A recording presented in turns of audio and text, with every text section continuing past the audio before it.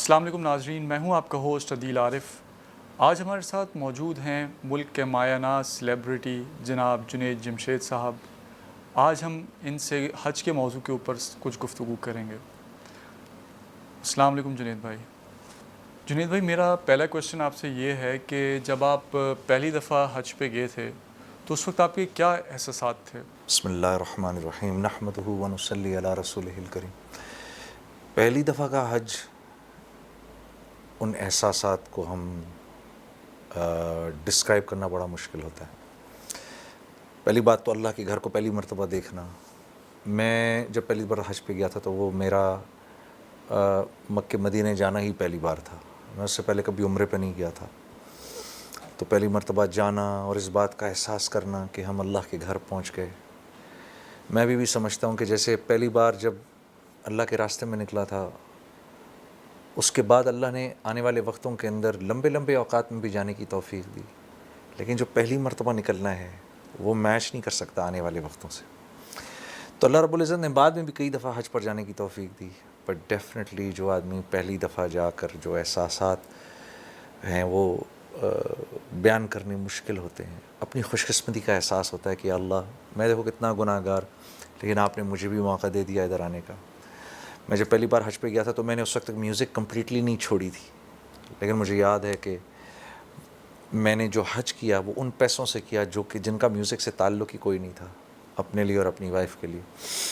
اس زمانے میں حج تھا بھی تھوڑا سستا، تو یہ پھر بھی مجھے یاد ہے بڑی مشکل سے وہ پیسے جمع کیے تھے، اور پھر ہم دونوں حج پر گئے تھے۔ پھر وہیں پر جا کر ہم نے خدا کے گھر کو دیکھتے ہوئے، کعبے کو دیکھتے ہوئے اللہ سے یہ دعا کی تھی، یا اللہ وہ زندگی گزارنے کی توفیق عطا فرما جو زندگی آپ کو پسند ہے۔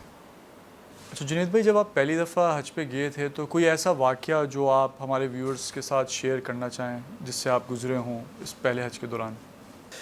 پہلا حج ہی ایکچولی پورا کا پورا پہلا حج ہی میں جب بھی شیئر کرتا ہوں تو پہلا حج شیئر کرتا ہوں۔ میرا پہلا حج بڑا ٹف تھا، کیونکہ میں جانتا نہیں تھا حج کو کرتے کیسے ہیں۔ ہر چیز وہیں پر سیکھ رہے تھے۔ یہ بھی بتانے والا کوئی نہیں تھا کہ حج پہ جانے سے پہلے بھی یہ کوئی بتانے والا نہیں تھا کہ بھئی حج تھوڑا سیکھ لو کہ حج کیسے کرتے، کیونکہ ایک دم آخری دنوں کے اندر فیصلہ کیا تھا جانے کا، اور پھر گورنمنٹ اسکیم پہ ہم گئے تھے، اور ہمارے ساتھ کوئی تھا بھی نہیں۔ میرے ساتھ میرے کچھ دوست تھے، وہ میرے تبلیغی ساتھی تھے، وہ بھی پہلی مرتبہ جا رہے تھے، ان کا بھی پہلا حج تھا۔ ہمیں یہ بھی نہیں پتہ ہوتا تھا کہ منیٰ میں کہاں جا کے ٹھہرنا ہے، بس ایک ٹینٹ ہے، اس جب ٹینٹ میں جا کے ٹھہرنا ہے، وہ ٹینٹ کہاں ہے وہ جا کے ڈھونڈنا پڑتا تھا۔ پھر جب آپ منیٰ سے فارغ ہوئے، عرفہ سے فارغ ہوئے، اس کے بعد ہم نے کہاں جانا ہے یہ بھی نہیں پتہ ہوتا تھا، اپنے لے جا کے خود ہی جگہ ڈھونڈی۔ اور پھر وہاں سے جب مدینے بھی گئے تو مدینے بھی نہیں پتہ ہوتا تھا کہ کہاں جا کے ٹھہریں، خود ہی جا کے کوئی جگہ ڈھونڈی، وہاں جا کے ٹھہرے۔ تو جو جتنے بھی مناسک تھے وہ سارے کے سارے، کیونکہ ہم جانتے کوئی نہیں تھے تو بڑے ٹف گزرے۔ تو ٹف تو گزرے، لیکن یہ کہ پھر جب میں وہاں سے واپس آیا تو پھر میں آ کے ہر ایک کو بتاتا تھا، یار منیٰ میں رہنا بھی مشکل ہے، اور عرفہ میں رہنا بھی مشکل ہے، اور مزدلفہ بھی جانا مشکل ہے، وہاں جا کے بھی ٹھہرنا مشکل ہے۔ لیکن مجھے اس بات کا احساس نہیں ہوا کہ کیونکہ وہ میرا پہلا حج تھا تو ساری زندگی کے جو گناہ تھے وہ اللہ رب العزت نے ریگ مال کے ساتھ صاف کیے۔ اللہ کے لیے کیا مشکل ہے، لیکن بتانا مقصود تھا۔ لیکن پھر اس کے بعد کا جو حج تھا، یا اس کے بعد جو اللہ نے توفیق دی، وہ اتنے آسان تھے کہ مجھے ایک دم سمجھ میں آ گئی کہ اللہ رب العزت اپنے بندوں کو کبھی کبھار تکلیف دہ عمر سے اس لیے گزارتے ہیں تاکہ آنے والے وقتوں کے اندر بندہ اس کو اپریشیٹ کر سکے، اور اس کو یاد رکھے۔ کیونکہ اگر سارے حج آسان ہو جائیں، سب کے لیے حج آسان ہو جائے، تو پھر تو اس کی ویلیو ہی وہ نہیں رہے گی۔ تو اس لیے میں پہلا حج جب بھی یاد کرتا ہوں، جب ہم عرفہ سے واپس ہوئے تھک ہار کے، تو آتے ہی گاڑی خراب ہو گئی، چلتے ہی عرفہ سے ابھی گاڑی نکلی نہیں کہ خراب ہو گئی، تو سارا عرفہ سے لے کے مزدلفہ آنا، اور میرے ساتھ ایک فیملی تھی، وہ بڑی عمر کے تھے، ان سے تیز چلا نہیں جاتا تھا، کس مشکل سے وہ لوگ چلیں اور ہم ان کو لے کے چلے، اور ان کے ساتھ جو ان کی بیگم تھی، ان کو سلپ ڈسک کی پرابلم تھی، کس طرح وہ بیچاری چلیں۔ راستے میں ان کی فیملی، اب اپنی باقی فیملی سے بچھڑ گئیں، میں اور میری وائف اور وہ تھے، اور کس طرح ہم لے کر ان کو پہنچے۔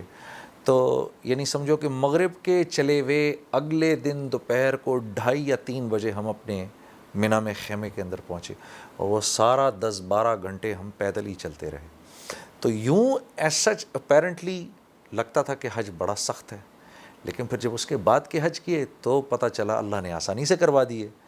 تو وہ اس لیے پہلا حج میں اور بھی زیادہ اپریشیٹ کرتا ہوں. اچھا جنید بھائی, جب پہلی دفعہ آپ روضہ رسول صلی اللہ علیہ وسلم کے سامنے آئے تھے تو اس وقت آپ کے مطلب ذہن میں کیا چل رہا تھا, کیا آپ کی کیفیات تھیں, کیا احساسات تھے؟ اس کو بھی ذرا تھوڑا ہمارے ساتھ شیئر کریں. میں اصل میں ہسٹری کا بہت بڑا آرڈنٹ فین ہوں. میں جس وقت میوزک میں بھی تھا, میں اس زمانے کے اندر بھی میں نے بہت زیادہ ہسٹری پڑھی ہوئی. میں ویسے بھی یہ ہے کہ اسلامک ہسٹری کا ویسے میں بہت شوقین تھا. خیر اس زمانے کے اندر میں دوسری اقوام کو بھی پڑھتا تھا. میں نے فرینچ ریولوشن بھی پڑھی ہوئی تھی, میں نے برٹش ہسٹری بھی پڑھی ہوئی تھی اور اسلامک ہسٹری بھی پڑھی ہوئی تھی. تو مجھے کچھ ایک آئیڈیا تھا کہ یہ حضرت عائشہ رضی اللہ تعالیٰ عنہا کا حجرہ تھا جس میں اللہ کے نبی صلی اللہ علیہ وسلم اب آرام فرما رہے ہیں. تو مجھے یہ کچھ چیزیں کا آئیڈیا تھا. تو جب میں گیا تو مجھے تو یقین ہی نہیں آیا کہ میں ایکچولی وہاں پہنچ گیا ہوں کہ جن چیزوں کو ہم سنا کرتے تھے نا, یہ شوقس تھے مختلف. پھر مجھے یاد ہے کہ میں پہلے حج کے دوران میں اکثر و بیشتر جو ہے نا وہ یہ جو اصحاب صفہ کا جو چبوترا ہے دوسری طرف, میں وہاں جا کے اکثر بیٹھا کرتا تھا اور بیٹھ کے تو ٹکٹکی باندھ کے میں دیکھتا رہتا تھا روضہ مبارک کو. کچھ نہیں کرتا تھا, بس دیکھتا رہتا تھا اور میرے ذہن میں خیالات گھومتے رہتے تھے. 1400 سال پہلے میں گھومتا رہتا تھا کہ دیکھو یہاں یہ ہوتا تھا اور یہاں یہ ہو رہا تھا اور یہاں یہ ہو رہا تھا, اور اصحاب صفہ ادھر بیٹھتے تھے, حضرت علی کرم اللہ وجہ یہاں پڑھاتے تھے ان کو, اور یہاں پر کھجور کے خوشے ان کے لیے لٹکے ہوتے تھے. کبھی ان میں کھجوریں ہوتی تھیں, کبھی نہیں ہوتی تھیں. اور یہ باب جبریل ہے اور جبریل علیہ السلام یہاں سے آیا کرتے تھے, اور وہ باب ابو بکر صدیق ہے, ابو بکر صدیق کا گھر اس سائڈ کے اوپر ہوا کرتا تھا. تو یہ ساری بس میں بیٹھ کے تو ہسٹری ریپیٹ کرتا رہتا تھا, بڑی دیر بیٹھا رہتا تھا میں. اچھا جنید بھائی, جس طرح نماز کے فضائل ہیں, روزے کے, زکوٰۃ کے, تو حج کے کیا فضائل ہیں قرآن و سنت میں؟ اس کے بارے میں کیا آتا ہے, اس کے اوپر تھوڑا آپ ہمیں بتائیں. حج ایک تو بہت اہم رکن ہے, ٹھیک ہے, اور اہم رکن کیا ہے؟ فرض ہے اگر استطاعت ہو اللہ کی طرف سے, اور اگر استطاعت نہ ہو تو دل میں اس کا شوق ہونا چاہیے, ٹھیک ہے. حج یوں براہ راست اللہ سے ملاقات کا نام ہے, ٹھیک ہے. اللہ رب العزت کی ذات خود تو زمین پر نہیں اترے گی, تو اپنا گھر بنا کے دے دیا کہ بھئی جو میرے عشق میں تڑپنا چاہے وہ میرے گھر آ جائے. ہاں, اللہ رب العزت نے مجنوں کا جو واقعہ ہے اس کو کیوں زندہ رکھا اللہ نے؟ اس لیے زندہ رکھا کیونکہ وہ ایک عشق کی کہانی تھی, حالانکہ مجازی عشق تھا, لیکن یہ جذبہ اللہ کو اتنا پسند ہے کہ اللہ نے مجنوں کے قصے کو زندہ رکھا, ہاں, کہ وہ لیلا کے گھر کے چکر لگایا کرتا تھا. دراصل یہی مقصود ہے, ٹھیک ہے, کہ آدمی یہ سوچ کے کہ یا اللہ بس بہت ہو گئی, بس اب مجھے معافی کر دے, چل یا اللہ ہے, سب بھول بھلا کے آ رہا ہوں, ٹھیک ہے.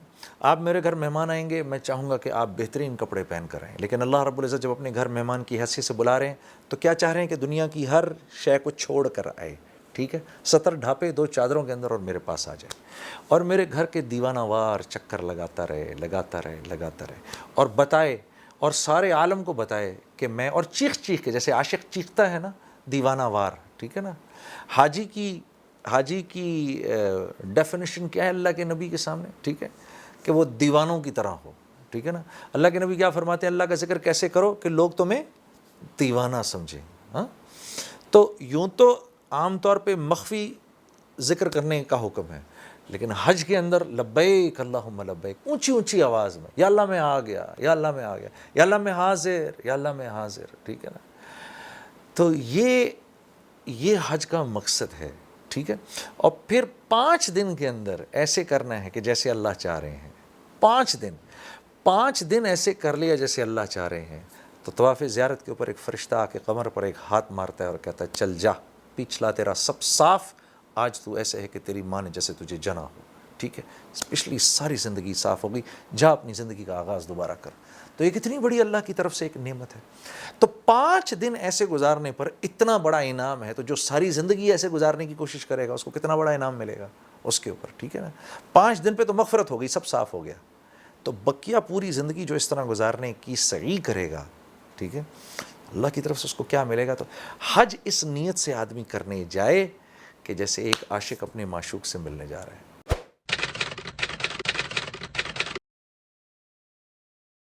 اچھا، آج کل جو حج کے دوران جو اتنی فیسلٹیز اور سہولیات دی جاتی ہیں، تو آپ کیا سمجھتے ہیں کہ جو حج کا مقصد تھا کہ انسان مشقت میں جائے اور اس کو مشقت فیل ہو، تو کیا وہ مقصد حاصل ہوتا ہے اس طرح کے اتنے زیادہ سہولیات والے حج میں؟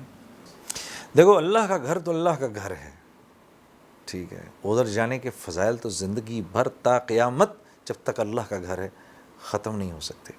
جب آپ فیسلٹیز بڑھا دیتے ہیں تو لوگ زیادہ ہو جاتے ہیں، تو مشقت وہیں رہتی ہے، مشقت نہیں کم ہوتی. جتنی فیسلٹیز بڑھائیں گے اتنے لوگ زیادہ ہو جائیں گے، تو لوگ زیادہ ہو جائیں گے تو مشقت زیادہ ہو جائے گی. وہیں کی وہیں رہتی ہے. حج، اللہ کے نبی صلی اللہ علیہ وسلم کے ارشاد کے مطابق حاجی کی کیا ڈیفینیشن ہے؟ گندے سندے کپڑے اور پراگندہ بال او کما قال. ٹھیک ہے، تو یہ ایک حاجی کی ڈیفینیشن ہے اللہ کے نبی کے پوائنٹ آف ویو سے.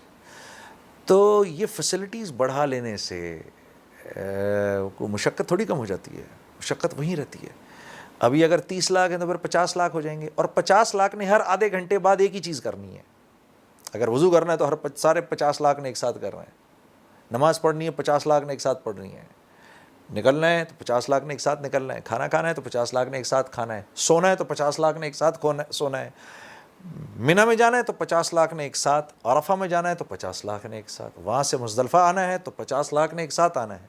ٹھیک ہے، پھر رمی کرنے جانا ہے تو 50 لاکھ نے ایک ساتھ جانا ہے. قربانی کرنی ہے تو 50 لاکھ نے ایک ساتھ کرنی ہے. تو جب فیسلٹیز بڑھتی ہیں تو نمبر بڑھ جاتا ہے. جب نمبر بڑھ جاتا ہے تو مشقت وہیں رہتی ہے. یہ اللہ کا قانون ہے. فیسلٹیز چاہے جتنی کیوں نہ بڑھ جائیں لیکن مشقت وہیں رہے